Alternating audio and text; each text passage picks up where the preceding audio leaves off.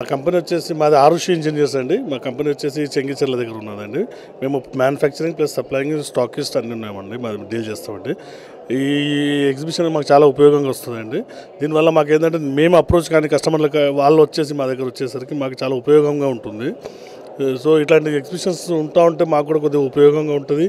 Plus ఎక్స్పాన్షన్కి మేము plan చేసుకుంటూ ఉండొచ్చు ఇండస్ట్రీస్ ప్రకారం. సార్ మా దగ్గర దాదాపు మెటీరియల్ హ్యాండ్లింగ్ సంబంధించిన దాదాపు అన్నీ ఉంటాయండి. స్పేర్ పార్ట్స్ దగ్గర నుంచి ఈవెన్ మ్యానుఫ్యాక్చరింగ్ కాబట్టి సో మీకు belts, transmission belts, any industry, packaging industry అయినా సరే, మనకు సిమెంట్ ఇండస్ట్రీస్, లేకపోతే ఎటువంటి ఏ ప్రోడక్ట్ ఏ ఇండస్ట్రీ అయినా సరే మెటీరియల్ హ్యాండ్లింగ్ కంపల్సరీ అండి ఈ రోజుల్లో. ఎందుకంటే మ్యాన్ పవర్ షార్టేజ్ ఉంది కాబట్టి ప్రతి ఒక్కరు ఆటోమేషన్ సెక్టర్కి వెళ్ళిపోతున్నారు. ఆటోమేషన్ సెక్టర్ సంబంధించిన అన్ని స్పేర్స్ దగ్గర నుంచి సిస్టమ్స్ కాడదాకా మేము మ్యానుఫ్యాక్చరింగ్ చేస్తామండి.